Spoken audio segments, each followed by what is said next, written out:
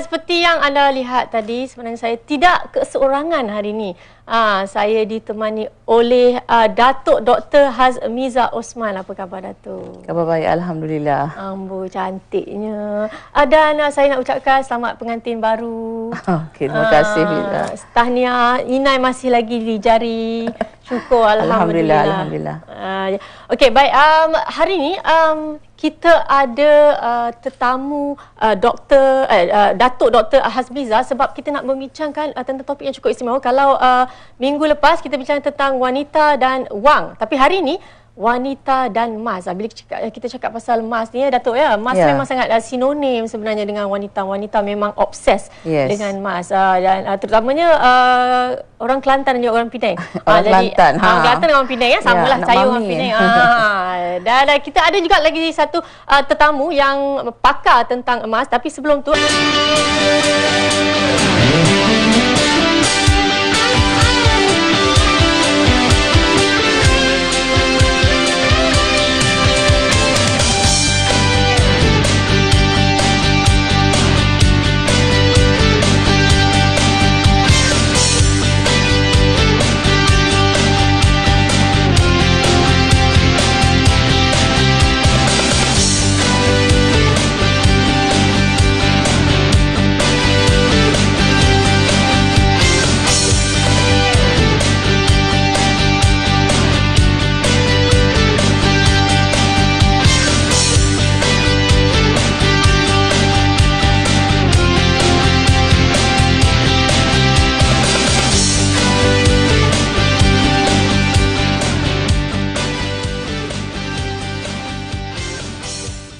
itu dia, emas. Dan hari ini, kepada anda yang baru saja menonton, saya bersama dengan Datuk Vida, pengasas Pamoga. Dan hari ini kita tidak berdua sebenarnya Datuk, sebab kalau kita berdua nak cerita pasal emas ni kita tak berapa nak pandai sangat. Tapi saya pastilah Datin lebih arif tentang emas. Kalau yang kita dapat lihat kat sini memang Datin pula Datuk memang sangat penggemar emas. Penggemar emas ni Datuk. Alhamdulillah. Tadi Datuk dah cakap kat saya, seronoknya hari ni kita nak cakap pasal emas. Dia excited sangat. Dan kita ada seorang lagi tetamu yang sangat arif tentang emas ni. Kita ada Puan Junaina Nordin. Silakan Puan. Apa khabar? Alhamdulillah. Okey, Puan Junaina, pelabur emas. Ya, betul? Saya. Betul tu. Public gold. Ya, public gold. Okey, jadi Puan, sekarang ni saya nak tanyalah. Ni kalau kita lihat Puan Junaina ada bawakan itu dia Jongkong emas. nampak Jongkong emas. Close up. Tu. Okey. Saya pegang. Jongkong emas daripada keluaran public gold, inilah 100 gram. 100 gram. Okey, baik. 100 gram. Okey Puan, sekarang ni saya nak tanyalah, sebenarnya kalau kita tengok emas ni sebenarnya mana lebih efisien? Adakah kita melabur macam simpan duit ataupun sebenarnya dengan membeli emas? Okey. Pertama sekali, Assalamualaikum warahmatullahi wabarakatuh. Saya nak ucapkan terima kasih lah sebab kepada kru penerbitan Feminin hari ini, Faiza, Datuk dan semuanya, kerana sudi menjemput saya hari ini untuk cerita sikit tentang wanita dan emas. Okay, pertama sekali, bila kita sebut saja emas ni kan, benda yang terbayang dekat wanita ni ialah apa benda? Barang kemas. Semua nak cantik nampak macam yang Datuk pakai ni kan, cantik nampak dengan barang kemas penuh di jari dan di lengan, di tangan Okey, bila kita tengok nak simpan duit ke nak simpan emas? Okey. So kita tengok dulu, apa kelebihan emas ni sebenarnya. Kena ketahui lah apa benda kelebihan emas. Sebelum kita nak menyimpan tu kena tahu dulu apa kelebihan emas. Okey, banyak sebenarnya keistimewaan emas ni Faiza, Datuk Okey, disebabkan banyak keistimewaan dan kelebihan, saya nak kongsi 3 hari ni. Okey, 3 hari ni yang paling utama sekali lah. Yang pertama sekali, emas ni mengelakkan kebocoran wang. Duit tak mudah bocor. Yang kedua, emas ni bila disimpan jangka panjang, nilai dia naik. Tak kira barang kemas ke ataupun jongkong ataupun shilling. Okey, yang ketiga, emas boleh dijadikan pusingan modal. Orang yang berniaga macam buat apa ni, pemurah macam Datuk, macam Faizah kalau kata ada pelan-pelan perniagaan, boleh dijadikan pusingan modal. Okey. Tapi pada saya, emas ni sebagai satu benda yang kita tengok keadaan lah. Kalau nak pusingkan modal, tiba-tiba kita spend untuk beli emas, tiba-tiba dah nak guna modal dan macam keadaan sekarang emas jatuh. So nak jual macam mana you dah tanggung rugi. So maknanya you kena pandai allocate lah. Allocate untuk beli emas sama ada perhiasan atau jongkong, and then you kena reserve lah nak buat simpanan berapa lama, berapa tahun. Atau you hanya nak main sekarang ni saham, orang kata saham emas kan, yang kita rasa boleh grab the opportunity untuk membeli emas dalam bentuk mungkin jongkong atau pelaburan emas di bank-bank kita. Dan kita boleh lihat ya, kalau siapa yang pandai main, dia boleh jual beli. At the same time dia dapat keuntungan segera dengan memiliki emas, walaupun mungkin tidak secara fizikal, kita memiliki sijil emas. Itu yang saya minat dan tertarik, dan mungkin kadang-kadang kita takut untuk memakai emas. Okey, untuk yang pusingan modal tu Datuk, cuma saya nak tambah sikitlah.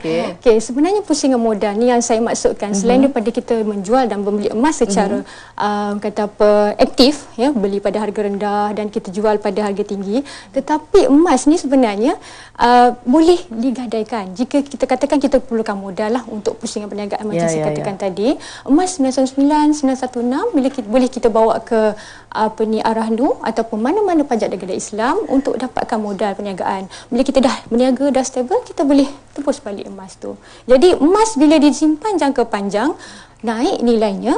Yang pertama, bila naik nilainya, bila kita gadaikan pun emas tu, jadi wang yang kita dapat pun, pinjaman yang kita dapat tu jadi tinggi. Okey, baik Puan. Tapi saya nak tanya sikitlah. Pada tahun 2013, panjang tahun tu, kejatuhan harga sebanyak 28.3% tau. Betul. Jadi kalau kat situ macam mana pula yang Puan nak cerita pasal kita untung kat sini kan? Okey. Saya nak cerita banyak orang kata emas ni simpan je nanti dia naik. Tapi tak tahu target sebenarnya berapa lama dia nak simpan. Itu yang paling penting. Niat menyimpan emas tu, sama ada barang kemas perhiasan ataupun jongkong misalnya, kita mesti ada target. Dan biasanya orang menyimpan emas ni, target dia biasanya 3 tahun dan ke atas. Kenapa saya katakan 3 tahun? Sebab apa, dalam masa 3 tahun ni dia memang ada kenaikan dan dia ada penurunan. Jadi lebih elok bila kita sebut simpan emas dia 3 tahun ke atas. Sebab tu bila Faizah kata kat saya 2008. Okey, 2008 dia naik, 2009 naik, 2009 10 naik, 11 dia naik lagi tinggi. Tetapi pada tahun 2012, 2013 dia mula turun. Nampak tak? Jadi sebab tu saya kata emas ni biar 3 tahun ke atas. 3 tahun ke atas ni tak kiralah jongkong ataupun perhiasan. So lebih panjang lebih bagus. Dan lagi satu, emas ni macam saya ceritakan tadi, 3 target utama tu, 3 kelebihan utama emas tu. Kenapa dijadikan emas ni sebagai pengelak kebocoran wang? Sebab kita nak jadikan dia harta sebenarnya, bukan perasa kadar perhiasan. Kalau kata perhiasan macam Faizah, kadang-kadang Faizah kata, saya tak berapa kenal nak pakai barang kemas. Ada seorang kata, Cik Jun, lecik tau, saya pakai subang kan habis gatal-gatal saya punya telinga kan. Jadi alternatifnya kita simpan jongkong. Macam jongkong macam ni kan, kita simpan jongkong macam ni. Ini dalam berat lah, dalam bentuk 100 gram. Dan tetapi kita juga boleh simpan dinar ataupun shilling emas. Shilling emas macam ni.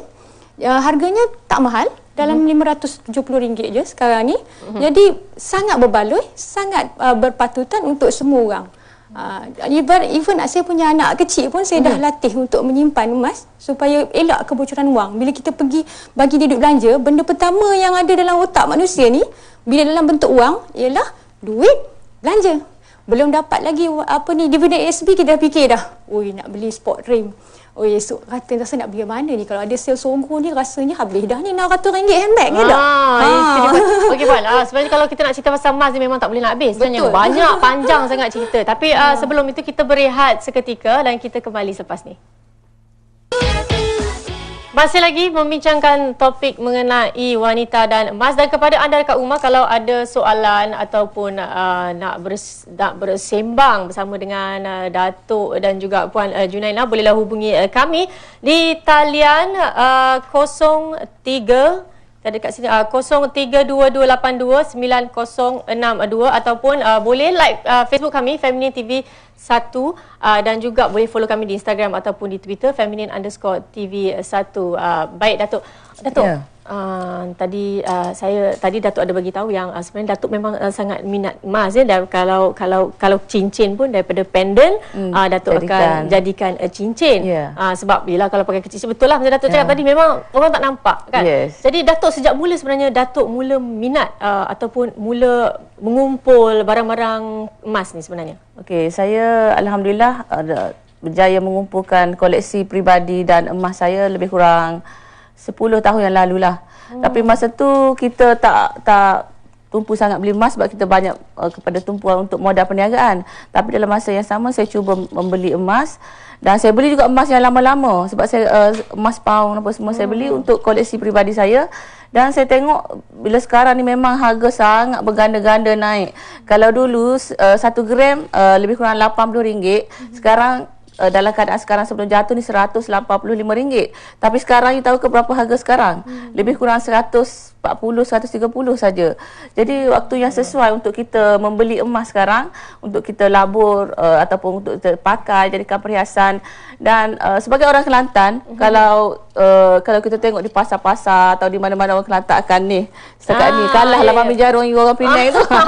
Menang lagi orang Kelantan. Dan ramai orang suka beli emas di Kelantan. Mereka kata sangat shiny, sangat design dia sangat bagus. Yes, itu yang sebenarnya kalau kita pergi tengok di sebelah pasar-pasar besar sana, ada tepi bazar tu, saya pun memang suka beli emas kat sana. Memang banyak pilihan emas dan orang berniaga pun orang kata sweet-sweet, dan mereka pun kita tengok emas memang rambang mata. Jadi kita tengok ramai orang luar pun pergi ke sana kerana harga emas yang agak murah berbanding dengan negeri-negeri lain, tetapi mungkin ada upah di situ. Maksudnya di Kelantan harga emas sedikit murah berbanding dengan negara lain, negeri lain. Ya, tapi dia cover balik dengan upah yang mungkin tinggi sikitlah. Tapi bila plus minus, Kelantan masih murah lagi emas dia. So Faizah nanti boleh beli kat Kelantan. InsyaAllah. Okey, jadi Puan, sebenarnya saya nak tanya sikit ni pasal bila kita cerita pasal pelaburan ni, saya sebenarnya nak tanya pasal hukum dalam Islam tentang pelaburan ni, sebab kita tahu ada pelaburan emas Kijang yang telah diperkenalkan oleh Maybank.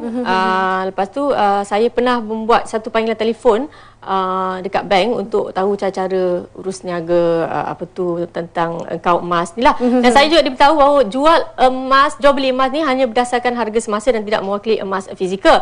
Maknanya keuntungan pelaburan adalah perbezaan daripada harga jual beli. Betul. Jadi boleh tak kalau tolong komen sikit, sebab takut nanti keliru takut nanti pengguna ataupun pengguna keliru ni halal ke, boleh ke? Okey. Okey, dia macam ni sebenarnya. Kita simpan emas menggunakan akaun simpanan emas ni, dia ada sedikit khilaf lah. Sebab apa? Kita beli emas, kita tak dapat emas. Ya, tapi untuk orang Islam, biasanya kita beli emas, kita kena dapat emas. Maksudnya hukum jual beli di situ. Maksudnya beli emas, mesti acquire emas. Kita simpan emas. Tak boleh kata kita beli dan tak dapat emas tu. Hanya tulis dalam buku.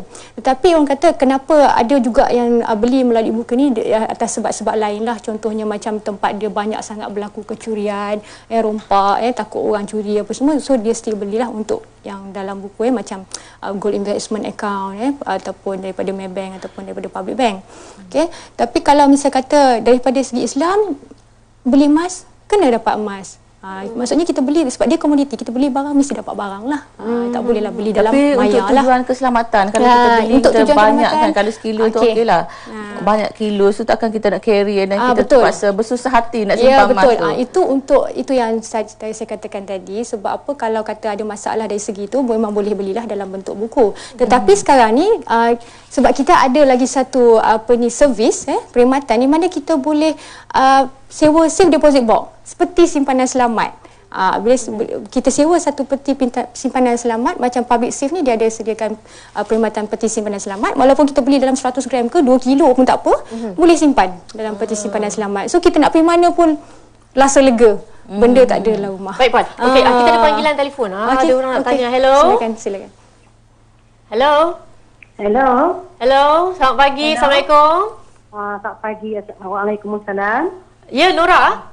Ya, Puan ya, Nora, saya okey. Nora. Boleh tak Puan terus ajukan soalan kepada Datuk ataupun Puan Junaina? Saya nak cakap dengan Datuk ya.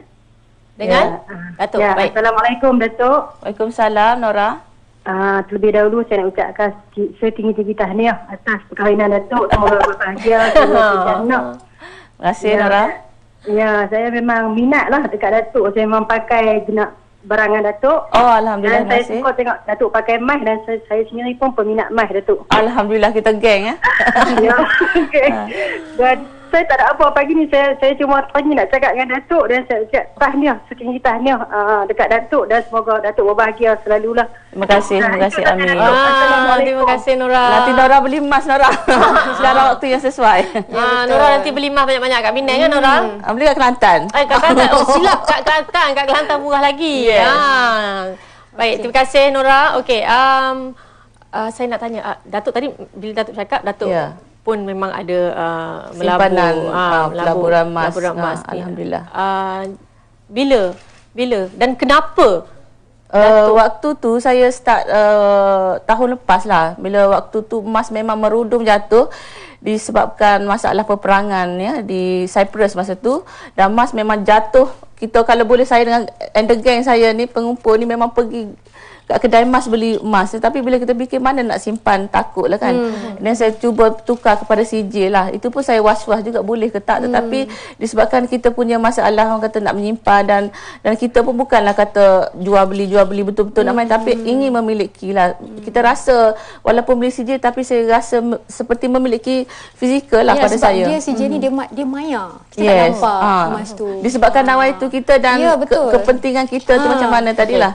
Dan saya suka jugalah mengalu-alukan mereka yang berjinak dengan emas tu, jangan buat sebarangan kata belian, kena kaji dulu, sebab saya itu tersilap juga beli emas masa mahal jugalah berbanding sekarang ni. Jadi kena tengok, kena pandai agih-agihkan, jangan one lump sum beli emas, sebab kita tengok dia ada turun naik kan. Kalau kita beli banyak kilo, beza 1,000 pun dah banyak ribu lah.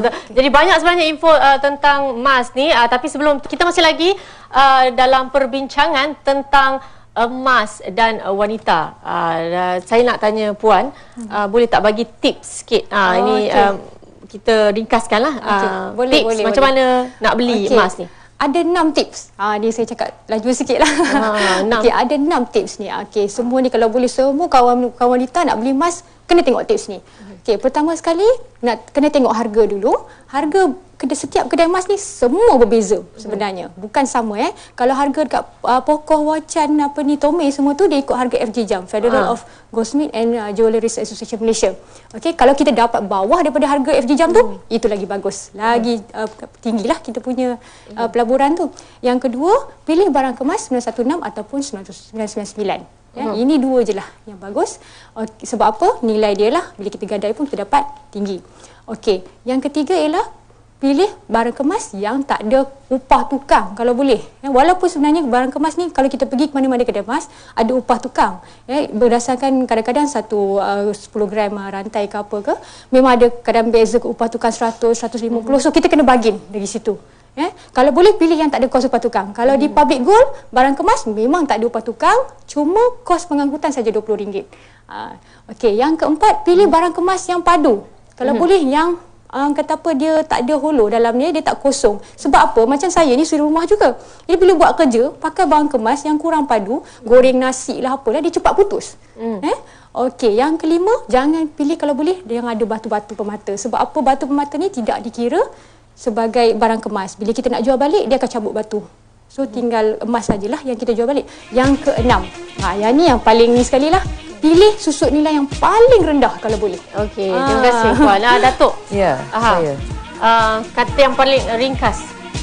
Kata yang paling ringkas kepada mereka yang memiliki emas, bagaimana nak nampakkan emas dia sentiasa shining dan supaya orang tak nampak kusam dan orang kata emas lama ke.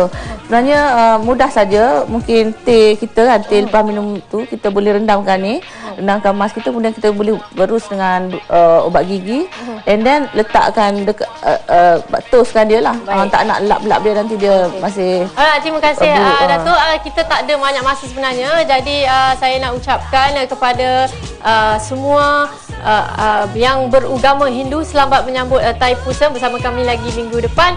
Setiap hari Isnin hingga Khamis, saya Faiza Ilai ingin memohon maaf jika ada tersalah kata. Dan kita jumpa lagi minggu depan. Assalamualaikum. Bye.